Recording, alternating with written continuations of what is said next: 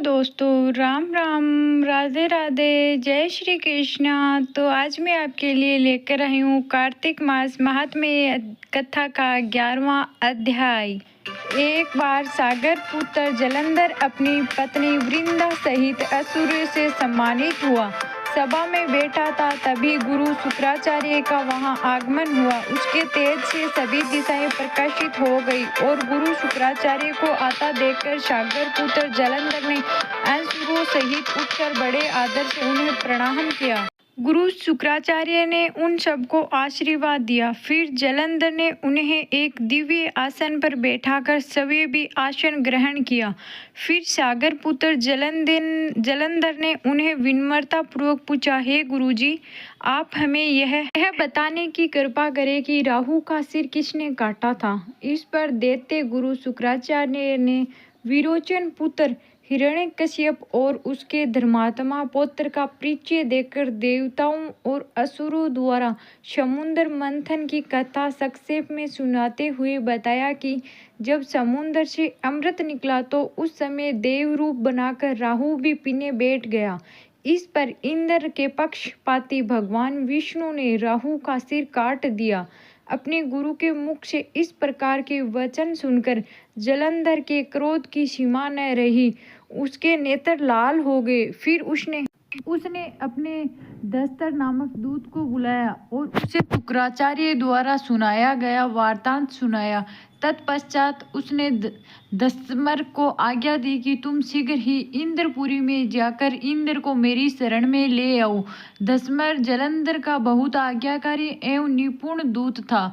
वह जल्द ही इंद्र की सुद्रमा नामक सभा में जा पहुंचा और जलंधर के शब्दों में इंद्र से बोला, हे देवता धाम, तुमने समंदर का मंथन क्यों किया और मेरे पिता के समस्त रत्नों को क्यों ले लिया? ऐसा करके तुमने अच्छा नहीं किया। यदि तू अपना भला चाहता है तो उन सब रत्नों एवं देवताओं सहित मेरी शरण में आ जा, अन्यथा मैं तेरे राज्य का ध्वस्त कर दूंगा।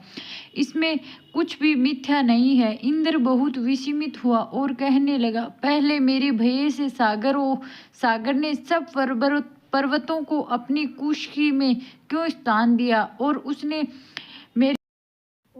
मेरे शत्रु दैत्यों की क्यों रक्षा की? इस कारण मैंने उनके सब रत्न हरण किए हैं। मेरा द्रोही सुखी नहीं रह सकता, इसमें संदेह नहीं है। इंद्र की ऐसी बात सुनकर वह दूत शीघ्र ही जलंधर के पास आया और सब बातें कह सुनाई। उसे सुनते ही वह दैत्य मारे के अपने ओष्ठ क्रोध से अपने ओष्ठ फड़फड़ाने लगा और देवताओं पर विजय प्राप्त करने के लिए उसने उद्योग आरंभ किया। और फिर तो सब दिशाओं में पाताल से करोड़ों दैत्य उसके पास आने लगे। शुभ निशुभ आदि करोड़ों सेनापतियों के साथ जलंधर इंद्र से युद्ध करने लगा। शीघ्र ही इंद्र के नंदन वन में उसने अपनी सेना उतार दी। वीरों की शंख ध्वनि और गर्जना से इंद्रपुरी गूंज उठी। अमरावती छोड़ देवता उससे युद्ध करने चले। भयानक माराकाट हुई।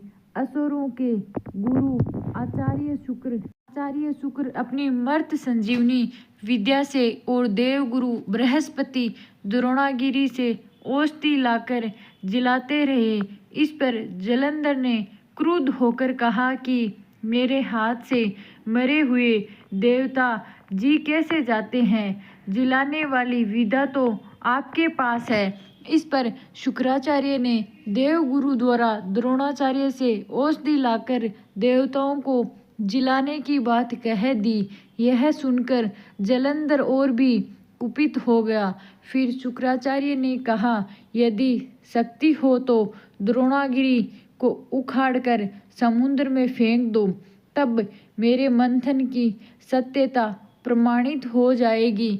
इस पर जलंधर कुपित होकर जल्द ही द्रोणागिरी पर्वत के पास पहुंचा और अपनी भुजाओं से पकड़कर द्रोणागिरी पर्वत को उखाड़कर समुद्र में फेंक दिया। यह तो भगवान शंकर का तेज था, जिसमें जलंधर की कोई विचित्रता नहीं थी। तत्पश्चात यह सागर पुत्र युद्ध भूमि में आकर बड़े तीव्र गति से देवताओं का संहार करने लगा। जब द्रोणाचार्य जी औषधि लेने गए तो द्रोणाचार्य को उखड़ा हुआ शून्य पाया। वह भयभीत हो देवताओं के पास आए और कहा कि युद्ध बंद कर दो, जलंधर को अब नहीं जीत सकोगे।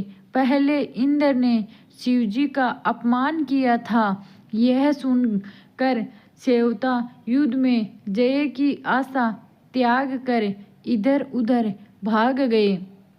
सिंधु सुत निर्भय हो अमरावली में घुस गया।